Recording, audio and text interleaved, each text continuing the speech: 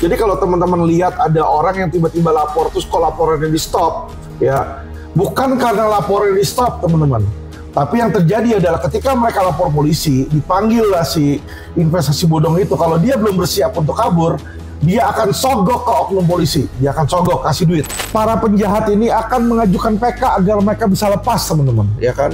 Dan ternyata benar dugaan saya, bos. Jadi habis kasasi kemarin dia kena 14 tahun penjara dan denda 12 miliar. Dia sekarang PK nih.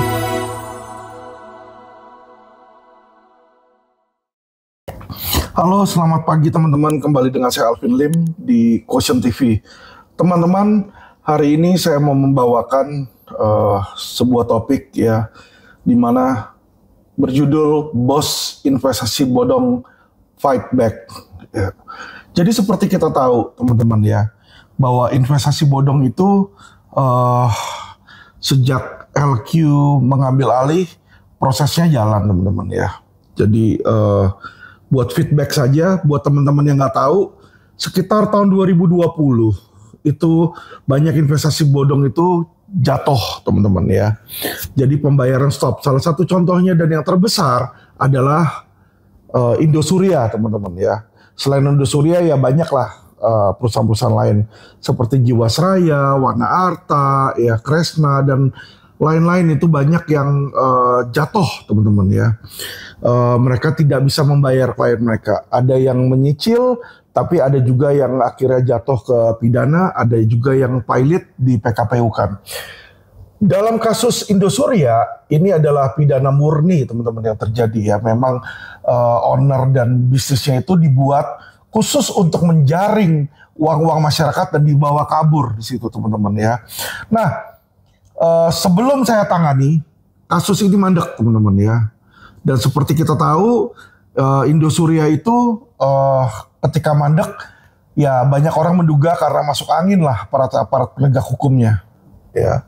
Dan terlebih lagi, lawyer dari si Indosuria itu adalah lawyer top Indonesia teman-teman ya. Yang nggak kalah sama Hotman Paris. Siapakah itu? Itu adalah Junifer Girsang teman-teman ya. Jadi Junifer Girsang ini kita bisa lihat kiprahnya, sering sekali dia membantu koruptor, sering sekali dia membantu musuh-musuh masyarakat ya. Saya mempertanyakan kepentingannya dari situ ya, karena kami juga baru menerima somasi dari Junifer Girsang. Saya nggak takut walaupun beliau itu adalah lawyer senior ya kan, tapi tetap aja bagi saya kalau dia membela yang salah, tetap menurut saya dia di pihak yang salah teman-teman ya. Nah teman-teman, tapi kita bukan hari ini membahas tentang Junifer Girsang teman-teman ya. Tapi kita mau membahas bagaimana investasi-investasi bodong yang dibantu itu fight back. Tentu saja mereka ini, kalau kita mengetahui sistem di Indonesia, hukum ini adalah uang. Ya, hukum ini adalah uang. Ya, the sane dan the solemn itu berbeda ya. Teori dan kenyataannya itu berbeda teman-teman. Teorinya hukum di Indonesia ini katanya berdasarkan keadilan, Tuhan yang Maha Kuasa, keadilan sosial bagi seluruh rakyat Indonesia, ya kan? Tetapi faktanya atau the solemnnya adalah apa? Ya kan? Keuangan yang Maha Kuasa, teman-teman ya. Keadilan bagi yang punya duit dan berkuasa di situ ya. Jadi kalau lu nggak punya duit, lu jangan mengharapkan keadilan, teman-teman ya. Jadi saya sering melihat masyarakat datang ke kantor hukum LQ dan bilang, Pak Alvin tolong berikan saya keadilan. Ya saya nggak punya duit. Ya sudah, sorry nih, mati aja lu kalau kayak begitu. Ya kan, bukan yang saya nyumpahin teman-teman. Hukum yang ada sekarang ini di Indonesia, secara de factonya, keuangan yang Maha Kuasa. Kalau lu nggak punya duit, bagaimana lu bisa mengharapkan keadilan? Ya, saya bukan hakim. Kamu datang ke LQ dan Law Firm, nggak bisa minta keadilan. Saya hanya bisa mendampingi, teman-teman, mendampingi, ya, membela di situ. Pembelaan, bukan membenarkan seseorang, itu bukan wewenang saya. Itu wewenang ada di hakim, teman-teman, ya. Saya kasih tahu, teman-teman. Jadi, supaya teman-teman tahu nih ya, tupoksi masing-masing profesi itu apa. Jadi jangan ke orang yang salah. Kalau minta keadilan, mintalah ke hakim di situ. Ya kalau minta pendampingan hukum baru bisa ke kami, ke LQ Indonesia Law Firm. Teman-teman, ya saya mau kasih tahu teman-teman, bukan saya yang menciptakan hukumnya ini. Hukum ini sudah ada sebelum bahkan Alvin Lim jadi pengacara, teman-teman ya. Dan yang saya lihat makin hari makin berantakan. Nah, investasi bodong mengetahui hal tersebut, teman-teman ya. Jadi mereka ini udah punya grand design.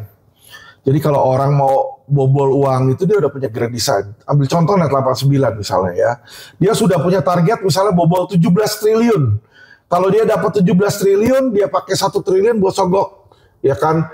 Nanti sebagian dia bayar orang-orang yang pada gugat dia. Ya, sisanya dia bawa kabur. Ya, lainnya lagi buat marketing, buat sales. Jadi dia sudah ada hitung-hitungannya, teman-teman. Buat mereka, it's like a business. Ya, jadi teman-teman harus tahu nih, ya kan hitungannya. Jadi ketika mereka bikin investasi bodong itu, mereka sudah siapkan sejumlah uang untuk kalau mereka itu nanti jatuh dan dia sudah tahu pasti jatuh, ya dia bisa pakai itu untuk nyebar, ya untuk nyebar-nyebar. Dia udah tahu, misalnya dia jebol 17 triliun, oke? Yang lapor polisi mungkin sekitar 10%. Jadi dia siapkan 1,7 triliun. Jadi kalau teman-teman lihat ada orang yang tiba-tiba lapor, terus kok laporannya di stop, ya bukan karena laporan di stop, teman-teman. Tapi yang terjadi adalah ketika mereka lapor polisi, dipanggil lah si investasi bodong itu. Kalau dia belum bersiap untuk kabur, dia akan sogok ke oknum polisi. Dia akan sogok, kasih duit di situ untuk menghentikan. Atau dia akan bayar si korban itu agar korban itu mencabut laporan polisinya. Jadi ketika dicabut seolah-olah, oh laporan polisinya nggak ada, nggak jalan. Ya, jadi seolah-olah mereka bilangnya nggak jalan. Padahal karena sudah dibayar, teman-teman. Itu yang banyak terjadi di awal-awal ketika investasinya itu mulai seret, teman-teman. Tapi dia belum siap untuk kabur. Ya, makanya saya selalu bilang ya kepada masyarakat, kalau memang udah ada nggak ada etikat baik, itu harusnya kita masukin pidana. Ya, banyak yang berpikiran, kita PKPU aja Pak Alvin. Oke, Anda lihat PKPU Wana Arta dapatnya berapa? Kurang dari 1%. Ya, itu remah-remah, tulang belulang itu kurang dari 1%. Tulang manusia aja nih berapa persen dari tubuh? Ya, saya mau kasih tahu teman-teman ya. Mereka itu sudah punya strategi, mereka itu sudah punya cara. Jadi mereka ini ya jebolin bobol uang masyarakat itu ya bagi mereka it's a business, teman-teman ya. Jadi mereka sudah punya modusnya. Mereka akan hire oknum pengacara juga yang akan memberikan Anda ya jasa gratis tapi diarahkan ke PKPU. Jadi seolah-olah gugat pilot di situ. Padahal itu yang memang mereka mau, gugat pilot. Kalau digugat pilot, pidananya hilang, ya, dan orang itu cuma dapat ganti 0, sekian persen dari kerugian mereka. Aset-asetnya itu bisa dibeli lagi oleh si pemilik melalui perusahaan lainnya, ya. Jadi ini ada taktik-taktiknya, teman-teman. Jadi mereka sudah beli sampai kurator dan hakim pengawasnya itu sudah diatur, teman-teman. Ya, Anda bisa lihat kurator-kurator tertentu, ya, itu atau pengurus-pengurus tertentu selalu hakim pengawasnya itu aja, ya, karena mereka tuh udah kong kali kong, teman-teman ya. Jadi saya ini jadi lawyer mungkin belum lama, tapi saya ini orang yang sangat cermat dan saya amati setiap pergerakan, ya. Saya bisa melihat nih, misalnya ada kurator ya atau pengurus dari kantor hukum Sudekson Tandra, ya kan. Nah, saya lihat hakim pengawasnya, sering banget Junaidi. Ntar hari ini Junaidi, besok Junaidi, ini Junaidi lagi. Ya, kenapa? Hakim banyak kok, dia kok itu aja. Ya itulah, mereka sudah ada kerjasama, sudah ada hubungan yang romantis, bukan rokok makan gratis ya. Enggak. Kalau hakim tuh nggak mau cuma rokok sama makan, nggak level lah mereka lah, gitu ya teman-teman. Jadi teman-teman harus tahu, di sini masyarakat harus tahu. Saya kasih tahu ini untuk apa? Mencerdaskan masyarakat, ya. Apa yang Anda belajar di bangku kuliahan nggak bisa dipakai di negara Indonesia, nggak bisa dipakai, teman-teman, ya, nggak bisa. Karena kalau Anda belajar di situ, Anda mau terapkan, penerapan Anda bukan di real world, tapi penerapan Anda di bangku kuliahan nanti. Jadi kalau misalnya kalian mau bicara sesuai teori, ya jadi dosen aja, jadi dosen, karena itu yang mereka ajarkan di bangku kelas, ya di kuliahan. Tetapi ketika Anda jatuh masuk ke dunia pengacara yang asli di situ, itu nggak kepake, teman-teman. Ya, lu mau ngomong pidana kayak perdata kayak kuhap kayak, ya bagi mereka itu beda. Pidana dan perdata bagi mereka adalah kasih data masuk perdata, kasih dana masuk pidana. Itu di real world-nya ya. Kalau secara teori perdata itu adalah hubungan kebendaan, pidana ini adalah tindakan yang melawan hukum, ya kan? Tapi faktanya nggak seperti itu, teman-teman. Ya, itu teman-teman harus tahu. KUHP, kalau teorinya kitab undang hukum pidana, faktanya kasih uang habis perkara, teman-teman. Ya, jadi Anda melihatnya dari sisi mana? Teori atau sisi fakta? Itu teman-teman harus tahu, ya. Dan bagi saya melihat hal seperti ini mudah. Ya, saya melihat mudah saja di sini. Ya, dan sekarang LQ lebih memilih jalur no viral no justice. Teman-teman lihat, saya sudah menggadang-gadang sebelumnya bahwa Wisnu Hermawan dan Kadif Propam si Syahar akan dipindah. Kenapa? Saya gadang-gadang terus, saya hajar terus tiap minggu dengan pemberitaan, teman-teman. Saya hajar terus dengan pemberitaan, dan saya tahu sistemnya mereka tidak mau ada pemberitaan-pemberitaan yang negatif yang miring. Jadi pasti kalau ada pemberitaan negatif, orang itu akan dicopot oleh Kapolri, ya. Tetapi dicopotnya ini tidak mengenakan, ya. Jadi orang yang oknum dicopot. Anda lihat tuh Wisnu Hermawan dicopotnya sudah tidak lagi Dirti Pitexus, tapi malah dipromosi jadi Kapolda Sumut, ya. Bisa dibayangkan bagaimana seseorang yang kinerjanya jadi direktur sebuah unit aja, bintang 1 aja, nggak becus. Kenapa saya bilang nggak becus?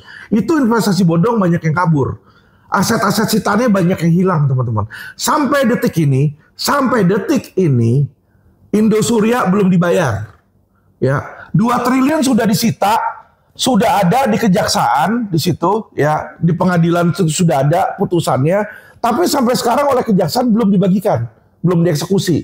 Sehingga klien-klien Indosuria sampai detik ini belum menerima 1 sen pun. Ya, tentu sebagai kuasa hukumnya saya teriak. Kenapa saya teriak? Itu putusan sudah dari kapan, bos? Kenapa kok kagak diproses? Dan lagi dari 2,7 triliun itu, yang hilang itu jumlahnya lebih banyak dari 2,7 triliun. Ya, karena Indosuria itu total transaksi 107 triliun. Jadi kalau cuma 2,7 triliun yang berhasil di recover, itu berarti si Tipitexus ini cuma bisa berhasil ngambil 2% dari aset yang ditipu, ya. Dan itu sangat kecil. Makanya saya bilang kinerja dari Wisnu Hermawan sebagai direktur Tipitexus itu harusnya raportnya merah, teman-teman, ya. 1, aset sitaan yang jauh lebih kecil, ya. Kedua, aset sitaan banyak yang hilang. Contoh yacht dan uang yang di London 30 juta dolar, ya. Ketiga, teman-teman, adalah hancurnya, hilangnya banyak DPO, ya. Keempat, banyaknya tersangka yang sudah ditahan pra peradilan dan menang, ya. Ini rapor-rapor merah. Yang namanya rapor merah harusnya nggak naik kelas. Tapi beda kalau di kepolisian. Rapor merah, ya. Tapi kalau Anda ada dugaan ya teman-teman ya, menyuap atasan, oh isyah, lu naik bintang 2, bintang 3 cepet bos. Ya, dikasihlah Anda menjadi Kapolda yang daerahnya subur. Ya, ini kita lihat fakta nih ya. Fakta di mana seseorang yang menjadi Dirti Pitexus nggak benar malah jadi Kapolda. Kapolda 3 kota terbesar di Indonesia adalah Jakarta, Surabaya, dan Medan. Dikasihlah dia Medan. Ya, saya menjadi mempertanyakan nih. Saya bertanya nih ya kepada Kapolri, apakah Anda menerima suap Pak dari Dirti Pitexus? Ya, sehingga Anda tidak lagi mendengarkan masyarakat, tetapi Anda bisa mempromosikan seseorang yang busuk, Pak. Busuk dalam hal performan ya.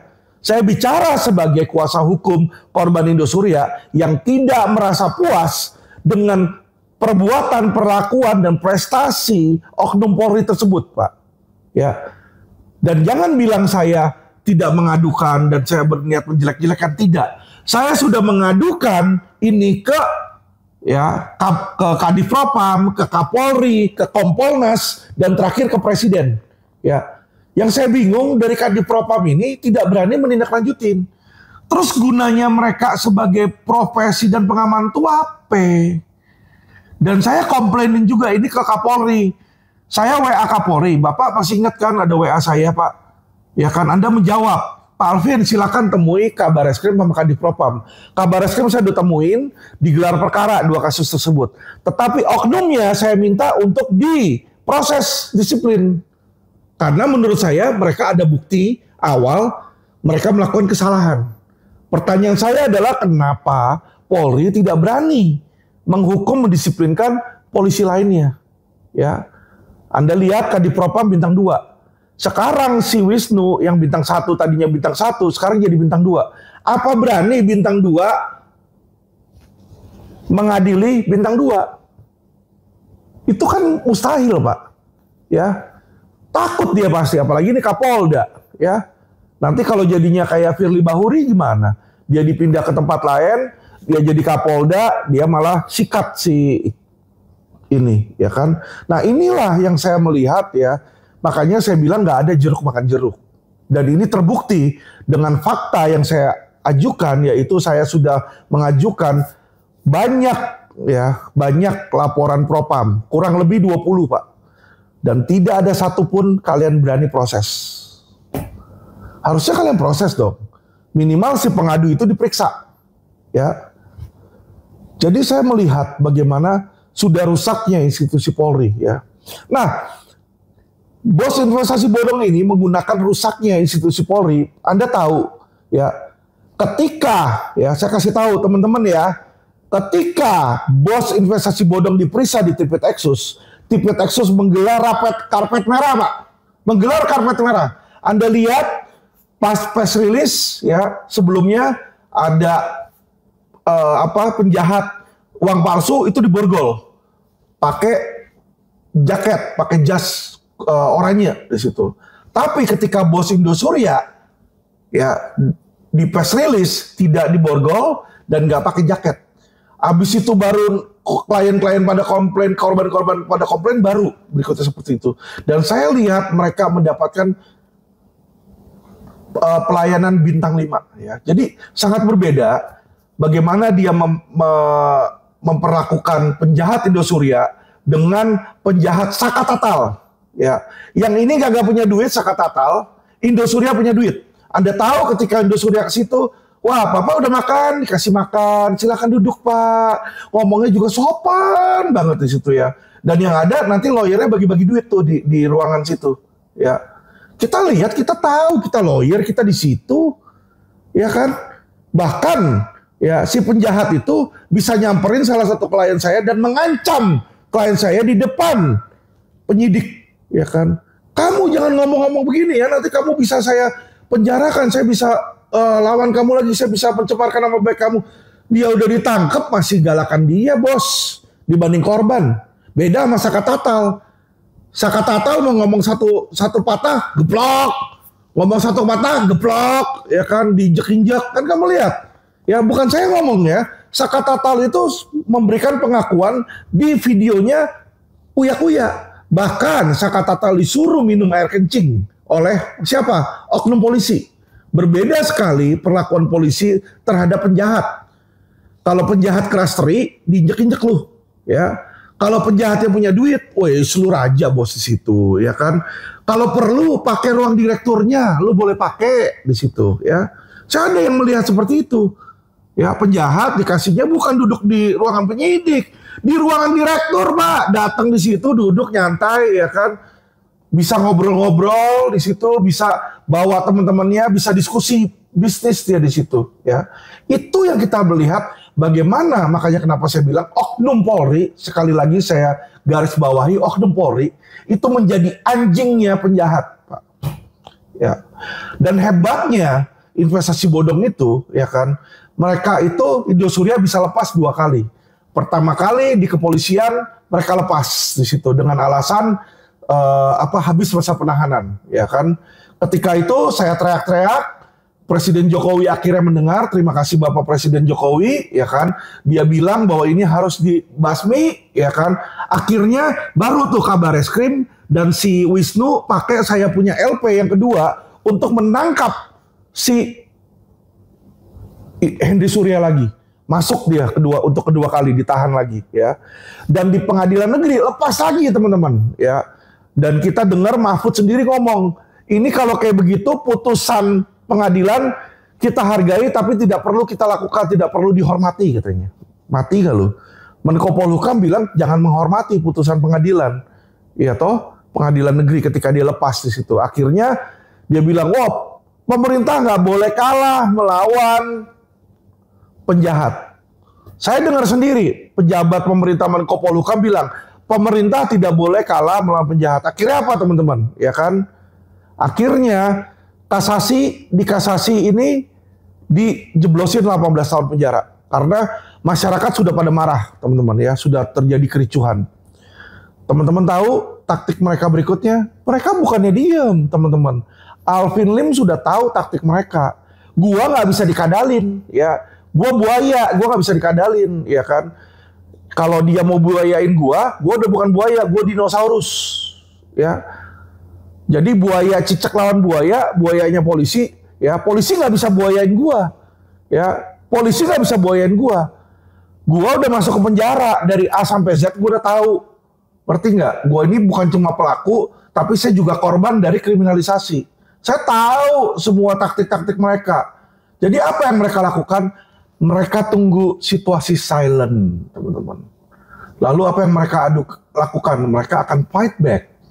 Bagaimana fight back-nya? Setelah ada kasasi dan putusan inkrah dengan peninjauan kembali atau PK, teman-teman. Nah, saya sudah tahu itu, makanya Alvin Lim adalah satu-satunya orang yang setiap hari saya pantau SIPP dari teman-teman, ya, SIPP dari mana? Dari MA. Jadi saya tahu dia akan mengajukan PK ke MA. Nah, disinilah teman-teman bisa melihat bagaimana, ya kan, saya mengecek, saya masukin di sini Henry Surya sama Jun Indria, teman-teman. Jadi ini ada website yang Mahkamah Agung, ya, kepanitraan. Saya masukin nama Jun Indria di sini, klik saya bukan robot, cari di sini. Karena saya tahu bahwa Jun Indria para penjahat ini akan mengajukan PK agar mereka bisa lepas, teman-teman, ya kan. Dan ternyata benar dugaan saya, bos. Jadi habis kasasi kemarin dia kena 14 tahun penjara dan denda 12 miliar, dia sekarang PK nih. Jadi ini ada data PK, nomor perkara 878 PK Pitsus 2024. Di sini dia mengajukan permohonan melalui kuasa pemohon Satria Paparang SH. Ya. Jun Indria mengajukan permohonan, status perkara dalam proses pemeriksaan majelis. Jadi kalau kita lihat di sini, teman-teman, ya kan, bos investasi bodong ini fight back, teman-teman. Dia juga mau lepas. Emangnya Anda pikir dia mau di 14 tahun? Tidak. Jadi strategi mereka itu diem-diem ajuin PK. Nanti kalau udah dikabulkan, disetujui, dia lepas dulu. Hiduplah dia dengan nyaman, dengan bagian dari 107 triliun, ya kan? Yang goblok mah korbannya aja digoblok-goblokin sama mereka. Polisi juga goblok-goblokin. Kalian tahu, ya, kalau kalian ini korban investasi bodong, datang ke kantor polisi, di depan Anda dia, aduh kasihan ya ibu, iya ibu nggak bisa bayar obat ya, berobat di rumah sakit nggak bisa ya, aduh kasihan. Di depan kalian ngomong kayak begitu, di belakang kalian oknum-oknum tipe Texas bilangnya ke saya apa? Goblok banget itu, masyarakat udah tahu penjahat dimasukin duitnya. Ya kan, syukurin, biarin aja. Jadi pelajaran buat mereka. Ya jadi, apa yang ditampilkan oleh polisi di depan masyarakat, itu berbeda dengan apa yang dia katakan di belakang Anda. Itu Anda harus hati-hati, ya. Anda lihat, ya kan, di TV Texas itu ada dua, termasuk direkturnya, selalu mengumbar-ngumbar agama. Saya ketemu dia ini, ya, Wisnu nih, ada WA ke saya, selalu Tuhan memberkati di sini, God bless you, Jesus bless you. Nih ada nih WA-WA-nya nih teman-teman, ya. Jadi seolah-olah Setiap kali dalam perkataannya dia bawa Tuhan, teman-teman ya. Nih, saya bilang, aman bang, GBU. Ya, di sini. Puji Tuhan bang, amin. Waduh. Setiap perkataannya ini direktur, selalu Tuhan, Tuhan, Tuhan. Ya, saya kasih tahu teman-teman ya. Orang yang dalam pekerjaannya dia selalu bilang Tuhan, Tuhan, Tuhan, Tuhan, Tuhan di situ, Anda harus ada red flag. Red flag itu adalah semacam menjadi peringatan buat Anda. Ya, kenapa? Karena dia ingin menimbulkan kesan kepada si lawan bicara bahwa dia adalah orang yang suci, orang yang benar. Mohon maaf ya, 99% orang yang seperti itu, berdasarkan pengalaman saya dapati mereka munafik. Mereka menampilkan sosok keagamaan, agamawi, tetapi perbuatan dan hati mereka lebih bangsat daripada setan. Teman-teman, masyarakat harus sangat berhati-hati sama yang kayak begitu. Ya, saya datang ke kantornya, wah lagu rohani, wah lagu gereja di situ. Tuhan Maha Besar, bla bla bla bla bla di situ ya. Ujung-ujungnya di belakang kita minta sogokan. Ya, sejak kapan Tuhan itu butuh duit, bos? Tuhan tuh gak butuh duit. Tuhan gak butuh duit. Ya, jadi kalau ada orang mengaku wakil Tuhan, mengaku hamba Tuhan, ujung-ujungnya duit, lu buru-buru kabur dah. Lu buru-buru kabur. Ya. Jadi itulah saya melihat bagaimana ada dua oknum ya di TV Texas itu yang selalu mengandalkan Tuhan dan mengaku dirinya Kristen, ya Nasrani. Walaupun saya sama-sama Kristen, saya paling gak suka orang munafik. Makanya kasus yang lawan UOB, ada seorang pendeta yang ternyata namanya ada di situ. Kami akan proses pidana. Ya, nggak ada tedeng-aling-aling, jangan sesama Kristen. Ya, bukan cuma orang Kristen, orang Muslim juga kalau berbuat kesalahan pidana, saya akan proses hukum. Ya, orang Kristen pun lu mau seagama sama gua, jangan berpikir bahwa seagama saling mengampuni, enggak. Ampuni itu urusan lu sama Tuhan. Urusan pidana di sini selesaikan di dunia. Ngerti ya teman-teman ya? Bukan Alvin Lim jahat. Ya. Dan saya bilang, saya peringati kepada oknum-oknum ya yang berhadapan dengan LQ Indonesia Law Firm, termasuk UOB Kayahan Sekuritas. Ya. Kalian ngirimin surat ke saya dari Lukas akan melakukan tindakan hukum, mencemarkan nama baik tetek bengek di situ. Bos, lu mau tulis surat 1000 kali, kalau lu mau lapor, lu laporin aja. Yang laporin gua pencemaran nama baik itu sudah ratusan, bos. Nggak ada satupun yang jalan. Ya, karena gua bukan mencemarkan nama baik. Gua sebagai kuasa hukum membela klien saya. Dan memang klien lu yang brengsek ngambil duit orang. Ya, lu udah ambil duit orang 52 miliar, terus lu mau bilang orang yang dirugikan 52 miliar melakukan pencemaran nama baik. Lu mau putar balik korban kalau lu mau penjarain. Ah? Nenek lu emang presiden RI apa? Ya kan, jangan macem-macem deh sama gua. Ya saya kasih tahu ya, saya sama jenderal aja gua gak takut. Mau dilaporin pencemaran nama baik, kayak pencemaran kutu kupret, kayak gua kagak peduli.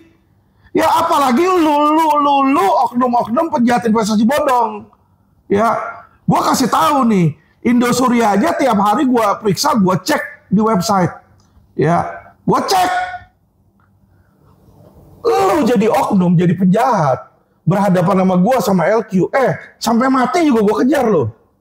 Ya, lu lihat tuh si siapa, Surya Effendi, ya kan? Gua selalu gadang-gadangin biar supaya Wisnu tangkap dia, sampai akhirnya dia mampus, ya kan? Dan gua yakin ketika mampus, yang namanya penjahat itu pasti masuknya ke neraka.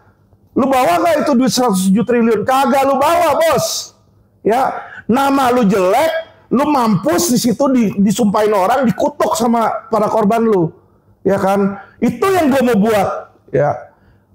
Lu bisa nyogok polisi dan lu nggak ditangkap sama polisi, ya kan? Tapi nama lu jelek dan doa dari 24.000 korban lu akan menyumpahin lu masuk neraka, bos. Gue kasih tahu aja, ya. Jadi itu hukuman yang jauh lebih kejam daripada lu masuk penjara, dosa lu dihapus dari penjara di situ. Ngerti ya? Jadi ini yang kayak Jun Indria, lu ajuin PK. Lu mau ajuin PK 100 kali juga nama lu orang kalau udah masuk di blacklistnya LQ Indonesia Law Firm, ya kan? Gua nggak akan biarkan lu bebas, gua nggak akan biarkan lu lepas. Gua kasih tahu aja, ya. Lu lepas dari tahanan, gua masih ada LP lain. Gua jerat lagi lu, jangan macam-macam sama gua. Ya, sorry ya, gua bukannya kejam. Gua ini adalah kuasa hukum para korban, masyarakat yang lu orang tipu 107 triliun. Ya, gua walaupun dibayarnya ya bukan nggak segede si Junifer Girsang ya, gue yakin Junifer Girsang dapat duitnya lebih banyak lah, lebih kenyang lah dia lah ya. Penjahat-penjahat 107 triliun dia jadi kuasa hukumnya kan, bisa kenyang lah dia lah, gendut lah, perut lah, bisa lah itu mah ya. Cuma saya ini tidak melihat dari berapa uang yang saya terima. Ya, lu lihat, gua akan selesaikan itu sampai habis. Gua akan selesaikan urusan ini. Ya, dan ketika saya sudah tahu hal ini, saya sudah masukin di koran hari ini, ya. Saya minta agar ketua MA memperhatikan, bukan memperhatikan Alvin Lim. Bukan.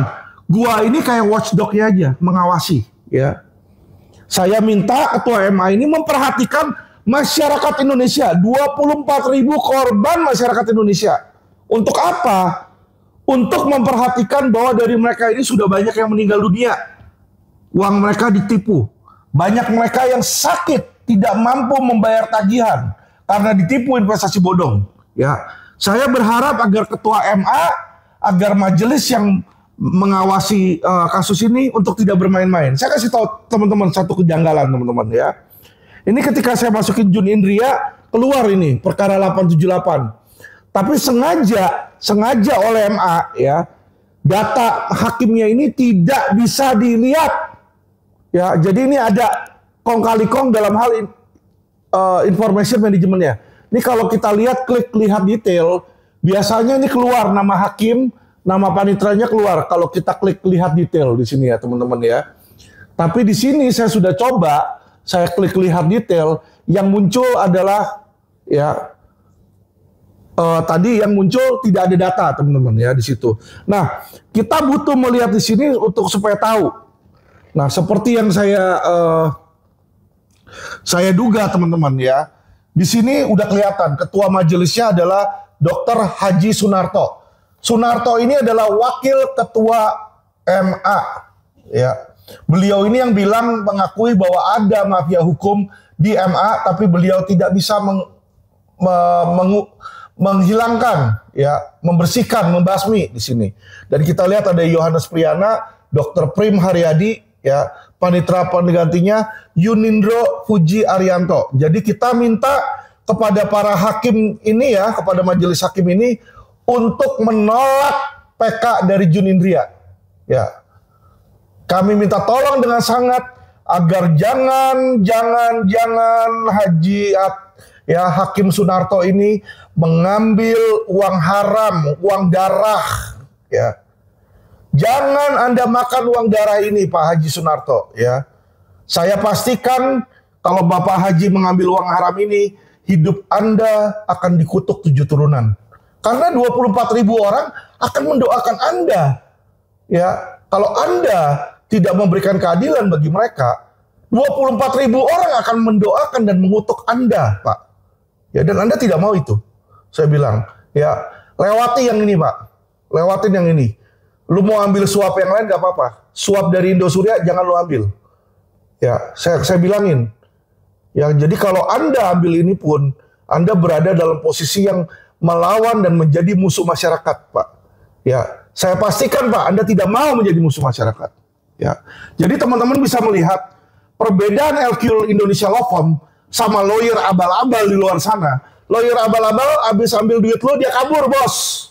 Dia kabur. Lawyer LQ Indonesia Law Firm ambil duit lo yang nggak seberapa, kita akan hunt down itu sampai kasus beres. Kalau nggak beres di situ, kita akan awasi terus. Jadi Anda tidak perlu mengawasi, dan Anda bisa melihat. Ya kan, berita-berita kayak gini muncul dari LQ Indonesia Law Firm dulu. LQ Indonesia Law Firm ini lebih tahu. Ya, kami ini punya tim yang meresearch, kami itu punya tim buat menginvestigasi, ya. Jadi teman-teman nggak perlu ya repot-repot kalau punya kasus hukum, serahkan kepada LQ Indonesia Law Firm. Ya, kami punya integritas dan kami adalah law firm terdepan ya, yang jujur. Kami tidak main dua kaki di situ, teman-teman ya. Jadi asal teman-teman tahu. Dan saat ini pun kami punya keberhasilan, sudah berhasil melengsarkan 2 polisi nakal, oknum itu sudah keluar dari posisinya. Ya, walaupun mereka dipromosi, ya itu sesuatu yang kami sangat sayangi ya. Saya sayangkan itu terjadi. Ya. Tetapi itu kewenangan dari Kapolri ya. Biarin aja. Dia seperti itu, nanti institusi dia sendiri juga yang rusak. Ya, institusi dia sendiri yang rusak itu. Saya institusi Polri nggak akan saya bisa merusak institusi Polri, ya kan? Tapi dari perbuatan mereka, dari pimpinan dan oknum-oknum itulah yang merusak kinerja dan performa dan reputasi dari Polri. Ya, asal teman-teman tahu. Oke, teman-teman, ya, teman-teman bisa melihat perjuangan saya adalah melawan oknum. Polisi-polisi baik tidak ada yang saya hina. Polisi-polisi baik tidak ada yang saya cemarkan. Kalau polisi oknum, kita berhak, teman-teman ya, mengkritik keras. Kita berhak menghujat mereka. Karena oknum polisi yang nakal, oknum polisi jahat itu, mereka adalah pengkhianat bangsa, teman-teman. Mereka adalah anjing-anjing dari penjahat. Percaya atau tidak omongan saya, terserah teman-teman. Anda boleh menghakimi sendiri. Anda boleh melakukan penilaian sendiri. Anda mau bilang Alvin Lim pembohong kayak Mahfud MD, kayak si Yasona Lawli, silakan teman-teman. Ya, tapi saya tidak sama seperti mereka. Saya tidak di partai. Ya, saya tidak ada di partai. Saya nggak ada di partai di situ. Ya, saya nggak butuh suara masyarakat. Saya nggak butuh glory dari situ. Saya nggak butuh Anda pilih. Ya, beda sama mereka. Mereka akan meminta Anda untuk memilih mereka jadi wakil presiden, jadi DPR, jadi kepala daerah di situ. Alvin Lim tidak. Alvin Lim ini bicara demi masyarakat umum. Demi masyarakat umum. Bukan demi pribadi saya. Karena kalau pribadi saya berbicara kayak begini, nggak ada untungnya, bos. Kenapa saya bilang nggak ada untungnya? Saya ngomong kayak begini dapat musuh, saya ngomong kayak begini dibenci sama oknum, ya besok saya bisa dibunuh sama oknum, ya. Yang untung dari sini cuma masyarakat. Klien-klien saya masyarakat yang menjadi korban investasi bodong, menjadi korban kriminalisasi. Itu asal teman-teman tahu, ya. Asal Bapak Presiden tahu. Saya berbicara seperti ini, Bapak Presiden mewakili orang yang memberikan kuasa kepada saya, yaitu para masyarakat. Saya mewakili mereka. Ya kan? Anda boleh menghakimi hidup saya. Kalau saya melakukan kesalahan, misalnya saya judi online, saya berzina, saya narkoba, ya kan? Silakan penjarakan saya. Silakan. Tetapi kalau saya hidup dengan benar, ya hidup dengan benar, membela masyarakat dan saya dijebloskan penjara, ya saya akan terima dengan ikhlas. Tetapi kalian akan menanggung dosa itu 77 kali 77 kali lipat. Saya kasih tahu aja. Ya, karena hidup saya ini diberkati dan dilindungi oleh Tuhan. Anda bisa melihat yang mencelakakan saya satu demi satu sekarang bermasalah. Ya. Itu bukan Alvin Lim yang bikin, bukan. Nasib dari Tuhan, Tuhan yang kasih. Ya, Adi Vivit yang tanda tanganin saya tersangka, sekarang namanya jadi jelek di masyarakat karena orang-orang percayanya, ya orang-orang percayanya cucu dari si Dai Baktiar inilah sebagai pelaku pembunuhan. Ini kepercayaan mereka ya, bukan Alvin Lim ya. Ini yang banyak beredar di masyarakat, banyak beredar di media. Benar atau tidaknya silakan hukum yang nanti berbicara dan hukum yang nanti menentukan. Tapi yang ada di media itu seperti itu. Ya. Terus siapa lagi yang laporin saya? Contoh si Pujiarto. Akhirnya Pujiartonya sendiri kena, ya kan? Karena apa? Membantu Ferdy Sambo. Teman-teman bisa melihat mereka satu persatu yang mencelakakan saya, celaka dengan sendirinya. Inilah karma, teman-teman. Inilah karma. Ya. Dan saya yakin ya orang-orang brengsek, oknum-oknum brengsek yang tidak melakukan tugasnya seperti Wisnu Hermawan dan Syahar, walaupun mereka dipromosikan, Karma tidak akan stop, tidak akan berhenti untuk mengejar mereka. Kita lihat saja teman-teman. Kita lihat aja. Ya. Karena saya mendoakan, saya minta kuasa Tuhan ya agar suatu saat bisa menghukum mereka. Mereka bisa lepas dari hukuman duniawi, tetapi tidak bisa lepas dari hukuman di akhirat, teman-teman. Ingat itu. Tuhan itu lebih berkuasa daripada manusia manapun. Ya. Jadi teman-teman, saya kenapa berbicara seperti ini? Ya, Anda tahu, saya ini sudah terminal. Saya melihat bahwa perjuangan saya pun seperti ini, ya. Banyak orang berpikir tidak ada gunanya. Ya. Dan saya berpikir bagaimana saya bisa menjadi berkat bagi orang. Jadi yang saya lakukan ini, ya kan, mungkin bulan depan saya tidak akan lagi memimpin LQ Indonesia Law Firm. Jadi saya akan membuat sebuah perusahaan keuangan yang dimana saya bisa memberikan konsultasi dan training agar orang-orang ini, masyarakat bisa cerdas secara keuangan. Saya melihat itu lebih reseptif, ya kan. Kalau memang aparat penegak hukum, pemerintah, pejabat tidak mau mendengarkan, ya untuk apa saya ngomong sama tembok? Ya toh, mendingan saya berbicara, memberikan pendidikan kepada masyarakat, agar masyarakat mampu nanti menghadapi krisis yang akan datang di Indonesia. Ya, saya mau mereka jadi kaya, saya mau mereka berkecukupan, teman-teman ya.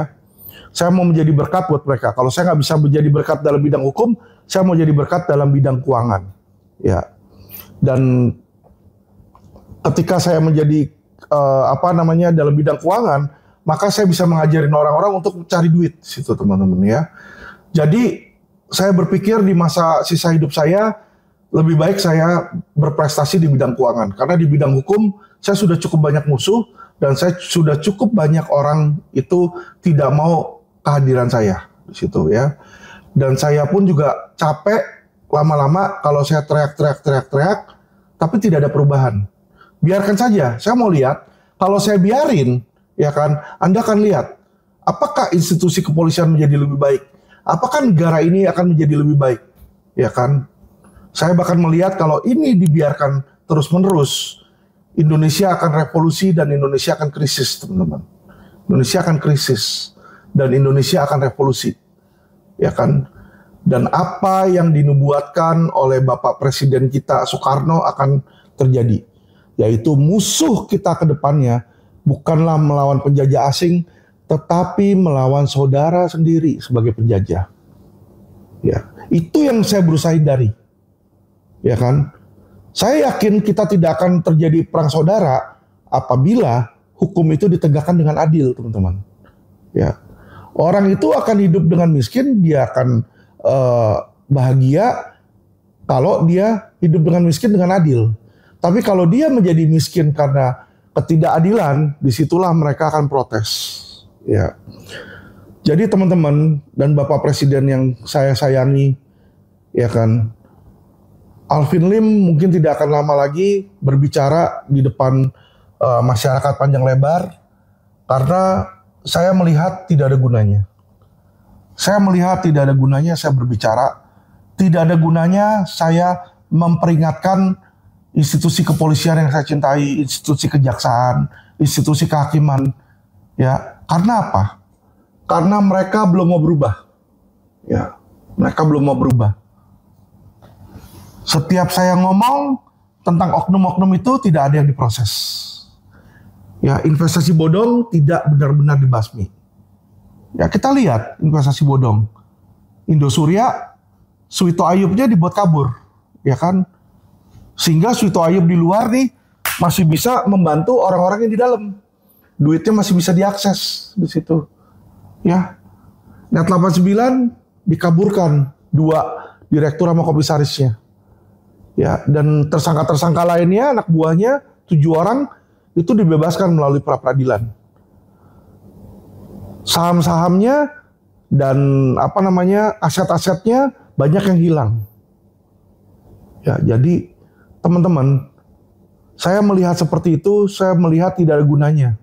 Apa yang saya lakukan akan kontraproduktif kalau polisi, jaksa, dan hakimnya itu tidak ada keinginan untuk berubah menjadi baik.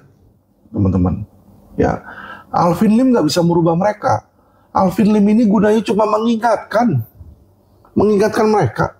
Seperti seorang ayah mengingatkan anaknya, hati-hati jangan main di sana, ada hutannya ada binatang buas misalnya. Tapi kalau kita nggak tahu kan kita nggak bisa ngawasin dia 24 jam, tiba-tiba dia masuk ke hutan rimba dan dicengkram sama buaya kan kita juga nggak tahu teman-teman ya. Jadi disinilah teman-teman saya melihat bagaimana Indonesia ini sudah pada taraf akut teman-teman. Presiden kalau kita lihat dalam 1 bulan terakhir sudah berbicara 2 hal tentang hukum teman-teman. Jadi dia sebenarnya juga sudah tahu hukum ini berantakan. Pertama adalah Presiden berbicara tentang kasus Vina. Dia bilang agar kasus Vina diselesaikan dengan transparan, dengan profesional, dengan keadilan. Kedua, dia berbicara tentang bagaimana proses hukum mengurus perizinan di konser Taylor Swift, sehingga Taylor Swift itu tidak masuk ke Indonesia, tapi masuknya di Singapura, sehingga Indonesia terkehilangan devisa. Ya.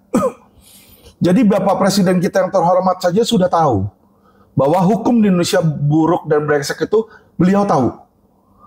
Ya, makanya beliau juga bilang ya kan bahwa jangan mengkriminalisasi orang yang memberikan kritik. Ya, saya sangat tahu kata-kata beliau. Sehingga itulah kasus pencemaran nama baik saya terhadap kejaksaan itu stop dan tidak berjalan. Jadi kalau teman-teman lihat di sini ya kan ada intervensi. Kalau dugaan saya ada intervensi dari Bapak Presiden Jokowi. Karena beliau tidak mau seseorang yang tidak salah, seseorang yang cinta tanah air, tapi dijebloskan ke penjara. Dan saya hanya bisa membalas dengan mengingatkan mereka hal-hal buruk yang mereka lakukan. Kalau ada oknum kotoran, tai, tadinya di ruang tamu, lu pindahin ke ruang dapur, tai itu nggak akan hilang. Nah itulah yang terjadi. Ada oknum polisi, tadinya di Dirtipitexus, dipindahin ke Sumatera Utara, itu nggak akan hilang. Ya baunya di situ akan tetap ada. Ya, dan saya melihat di sini nggak ada harapan untuk kepolisian untuk menjadi baik dan dicintai masyarakat dalam waktu dekat.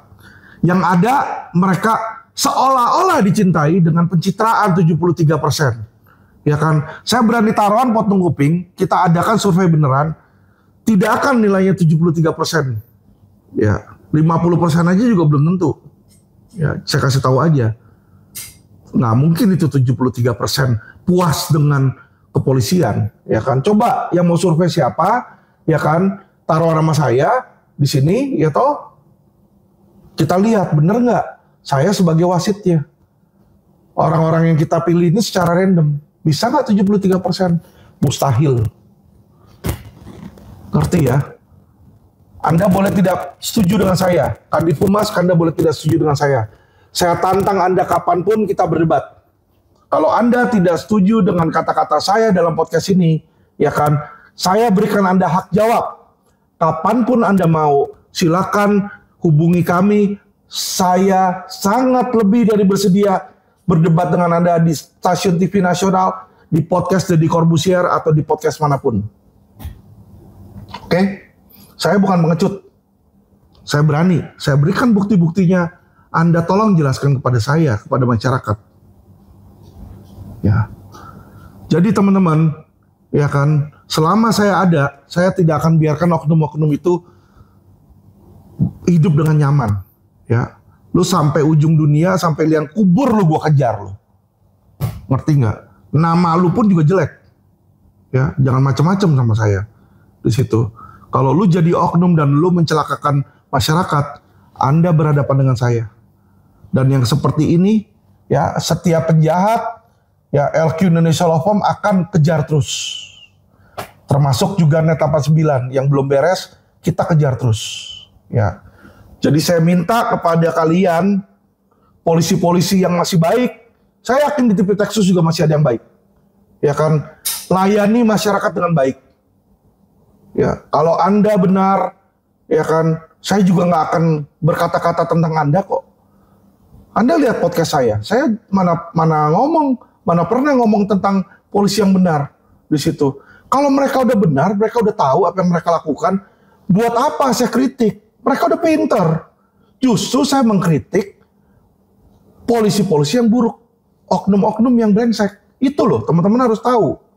Ya, bukan karena saya benci Polri, tidak. Tahukah Anda bahwa Anda lah sumber faktor hancurnya negara ini nanti? Ya, kepolisian ini sudah dibikin superpower. Anda ini membuat sehingga penjahat-penjahat di Indonesia ini bisa subur seperti Indosuria. Indosuria hilang, muncul lagi yang baru, Net 89. Net 89 muncul lagi Sentra Tama. Sentra Tama nanti UOB Kahian Sekuritas muncul. Ya kan? Kenapa? Karena aparat penegak hukumnya ini memberikan karpet mereka merah sama mereka. Ya. Di luar negeri mana ada bos kayak begini? Di luar negeri bos MLM, bos investasi bodong kayak Madoff, hukumannya seumur hidup kali 10 tuh. Aduh.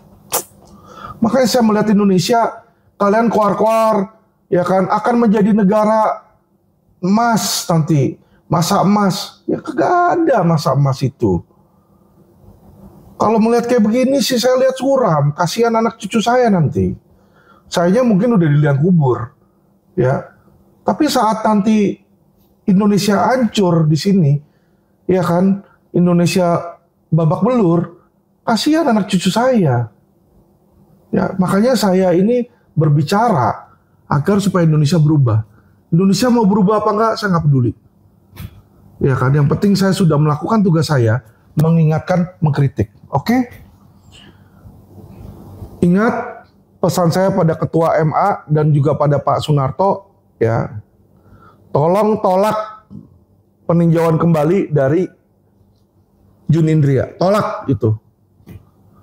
Ingat dan pertimbangkan secara keadilan orang-orang yang sudah mati, korban-korban yang sudah meninggal, korban-korban yang tidak punya uang pensiunnya itu dirampok sama penjahat Indosuria. Kalau Anda lepaskan mereka, ya, tidak memberikan mereka efek jerah, maka Anda akan menjadi oknum, ya, yang ikut menghancurkan bangsa Indonesia. Oke? Terima kasih teman-teman. Salam cerdas hukum.